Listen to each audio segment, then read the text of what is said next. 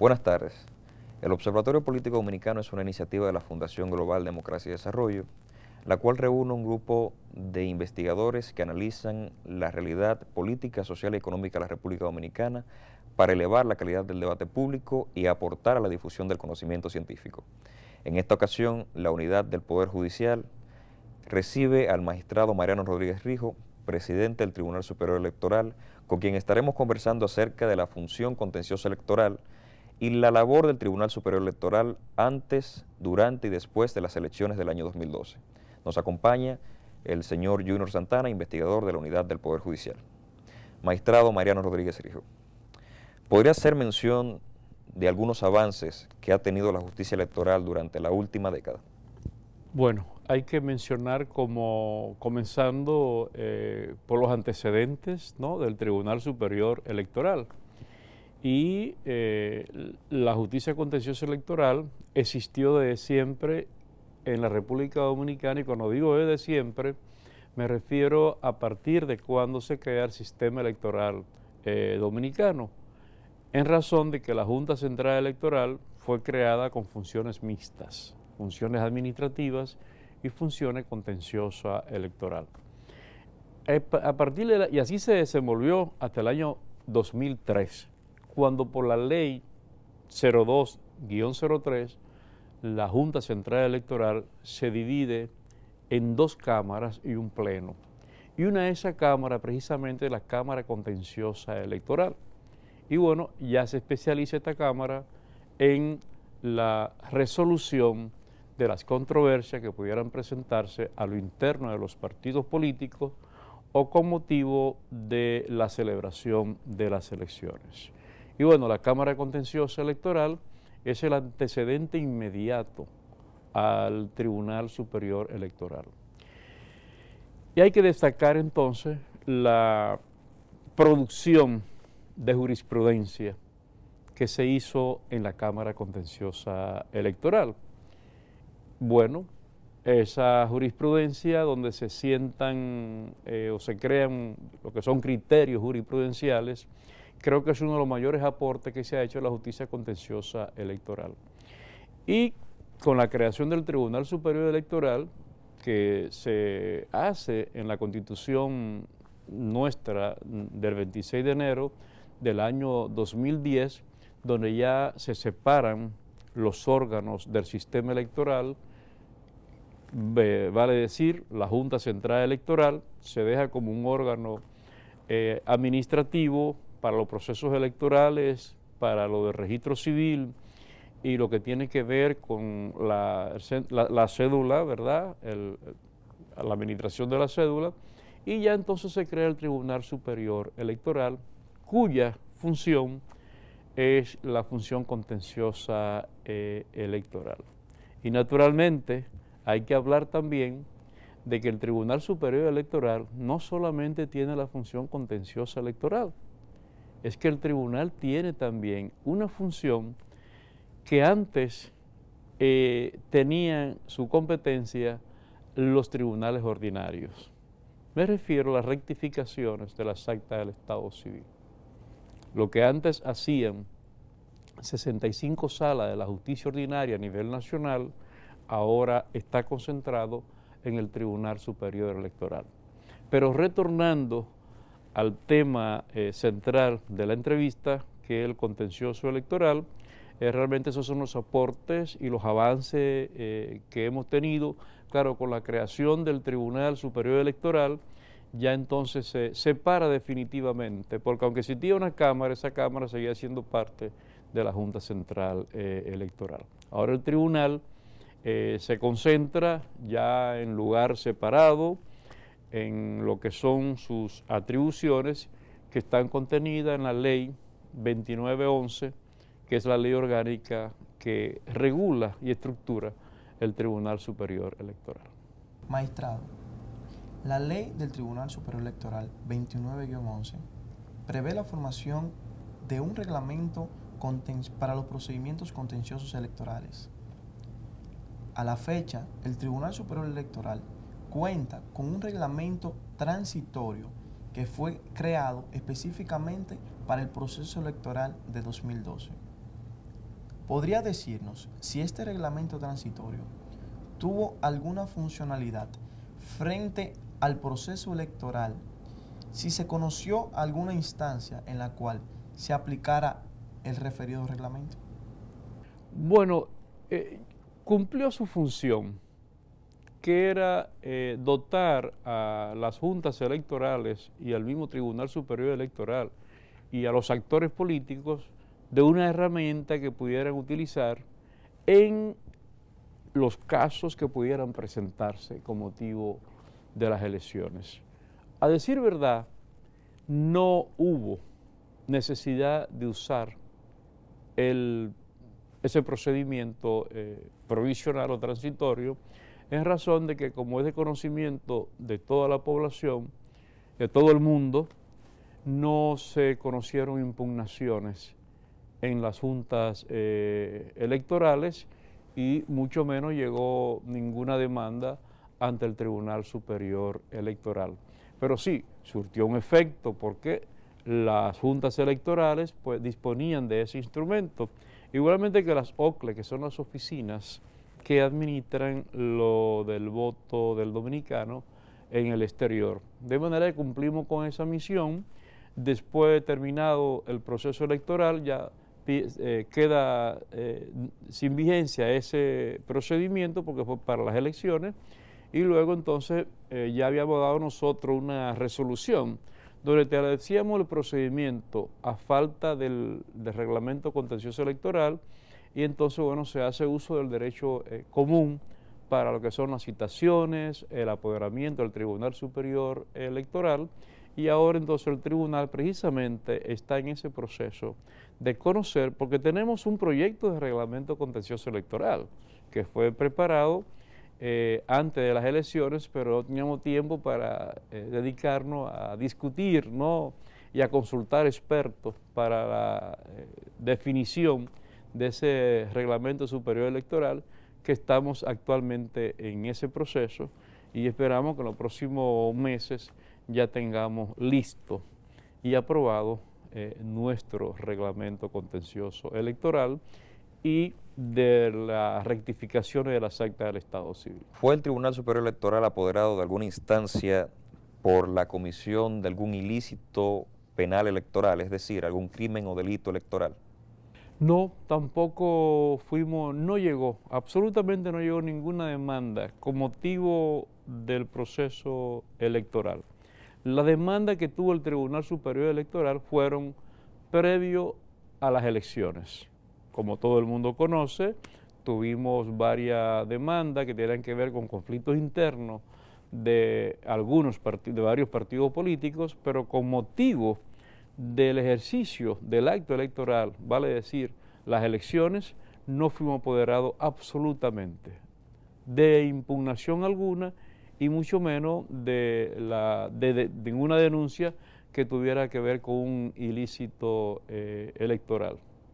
En ese mismo orden de ideas, magistrado, resulta que el Código Procesal Penal plantea cuáles son las acciones en el proceso penal, es decir, las acciones ya sea pública instancia privada o privada propiamente. ¿Se pueden considerar los ilícitos e infracciones electorales como infracciones de acción pública o de acción pública a instancia privada? Bueno, ahí hay una situación y es la siguiente. La misma ley orgánica del Tribunal Superior Electoral, en su artículo 25, es la que establece la competencia para el tribunal conocer de los delitos electorales. Pero establece que por la vía llegarán esas denuncias, ¿verdad?, por denuncias que se hagan por ante las juntas electorales, ¿verdad?, sabiendo que hay una junta electoral en cada municipio, o la Junta Central Electoral o el Ministerio Público. De manera que el tribunal lo que es apoderado es de una denuncia. Por lo tanto, esa no es una acción pública porque no está bajo la competencia del Ministerio Público de perseguirla. De manera que lo que se hace es que aquella persona, aquel ciudadano que se sienta afectado por una acción que pueda calificarse como un delito o un ilícito electoral, lo que puede es canalizar a través de estos órganos su denuncia y presentarla ante el Tribunal Superior Electoral. ¿Cree usted necesaria la modificación de la Ley 133-11, que es la Ley Orgánica del Ministerio Público, para la inclusión o creación de un Procurador General Electoral para la persecución de los crímenes y delitos electorales? Bueno, lo que ocurre es que la misma Constitución establece en la que se refiere al Ministerio Público y le otorga sus atribuciones. Ya esto es una materia especializada. En el proyecto original que se conoció en el Congreso Nacional, o en la Asamblea, ¿verdad?, los asambleístas, estaba la figura del procurador fiscal electoral. ¿Cómo funciona en otros países, como es el caso de Panamá, México? Pero en el caso de nosotros no se incluyó.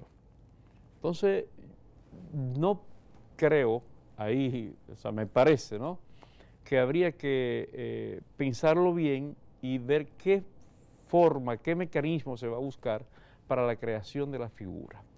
Pero, como el derecho no se adelanta a los hechos y a los acontecimientos, falta ver cómo va a funcionar esto desde el punto de vista de la administración de estos procesos, de estos ilícitos en el Tribunal Superior Electoral, lo que va a traer como consecuencia poder examinar la necesidad de la existencia de la figura del Procurador Fiscal Electoral.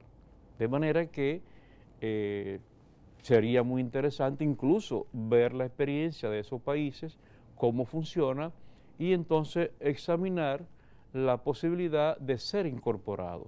Pero creo que sí, que hacia futuro podría pensarse para incluirse, ya sea en la legislación adjetiva o ya sea en la ley sustantiva, en la Constitución de la República. Se prevé en el Reglamento de Procedimientos Contenciosos Electorales un procedimiento para la aplicación de medidas de coerción.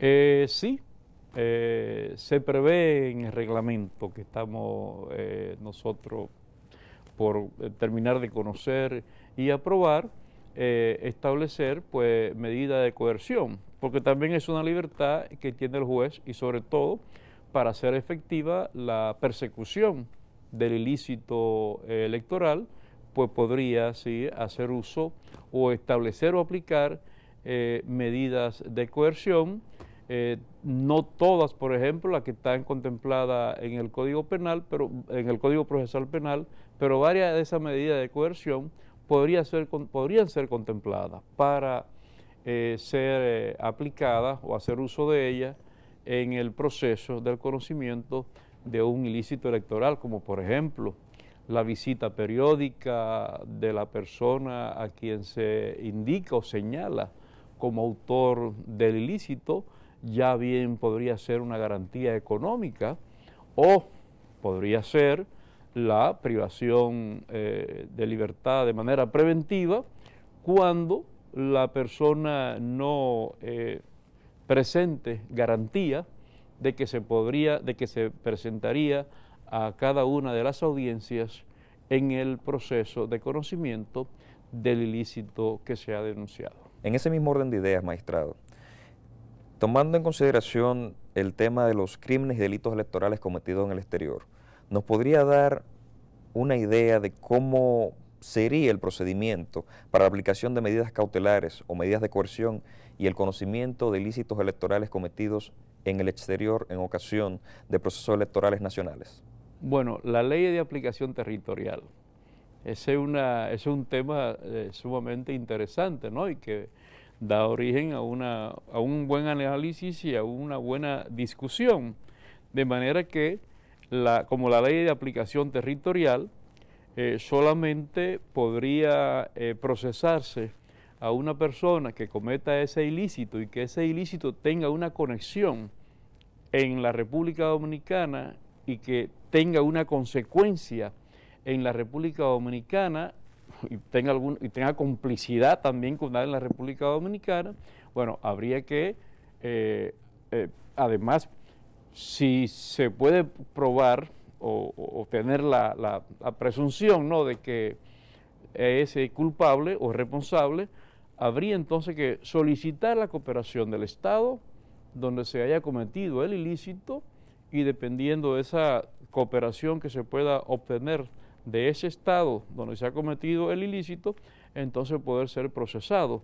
Naturalmente, no significa que si se cometió el ilícito, que tengan una consecuencia acá en el territorio nacional o un efecto en el territorio nacional, y por la ausencia de ese supuesto autor, el tribunal no pueda proceder a conocer del caso. Ese caso, como lo establece el mismo Código Procesal Penal, queda abierto, ¿no?, porque no se puede cerrar, y cuando sea posible la localización de la persona y que se presente o pueda ser obligado a presentarse al tribunal, entonces procedería a juzgar el ilícito del cual a él se le acusa, naturalmente siempre presumiendo la inocencia como establece la Constitución de la República. Magistrado, la Constitución Política Dominicana y la ley orgánica del Tribunal Superior Electoral atribuye a las juntas electorales competencias administrativas y contenciosas, dividiendo su subordinación, primero, a la Junta Central Electoral y segundo, al Tribunal Superior Electoral. ¿Entiende usted que en cuanto a la designación de las mismas, debe el Pleno del Tribunal Superior Electoral tomar partida presentando o evaluando candidatos por criterio de idoneidad para el ejercicio de la función contenciosa?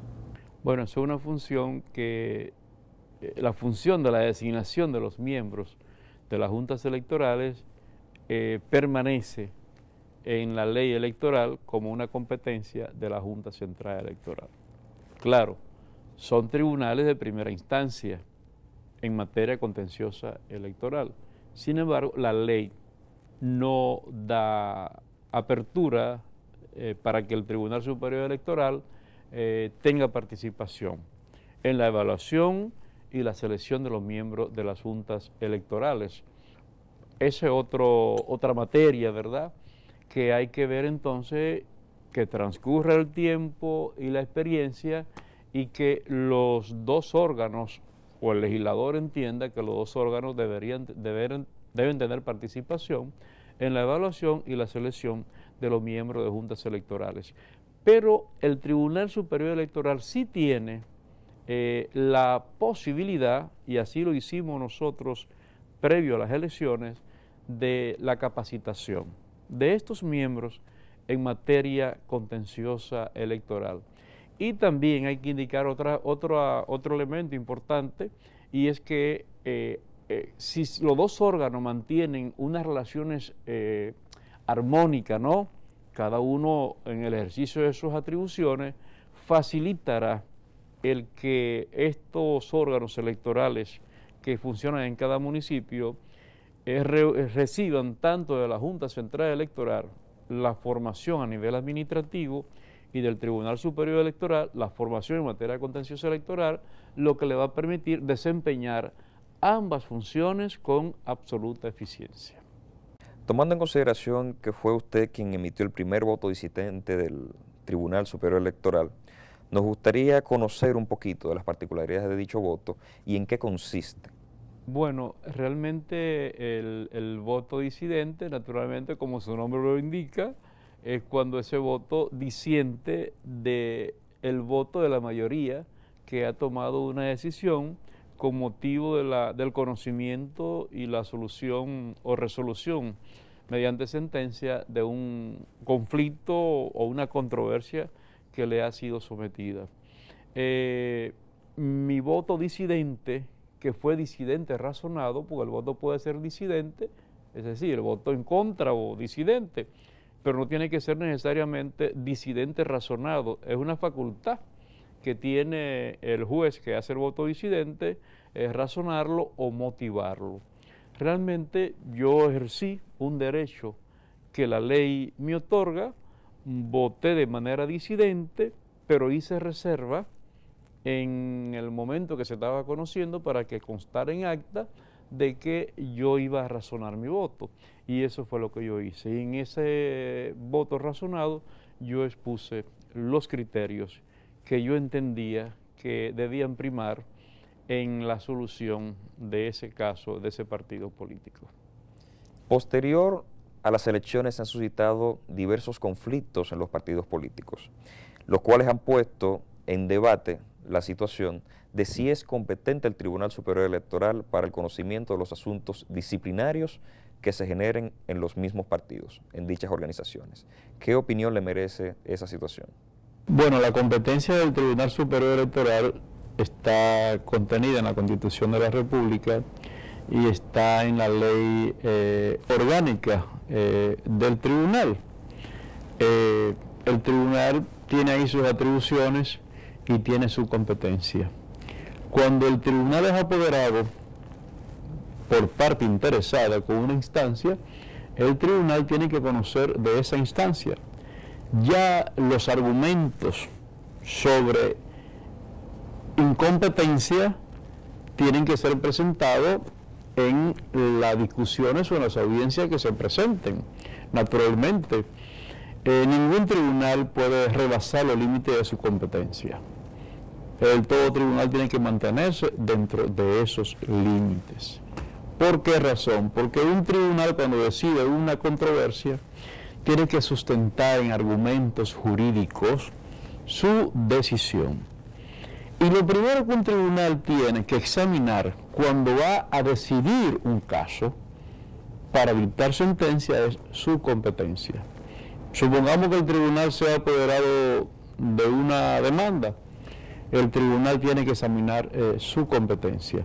Ahora bien, el asunto de incompetencia o competencia se tiene que tratar cuando se conoce el fondo de una demanda. Pero bueno, esa es una discusión que está pendiente.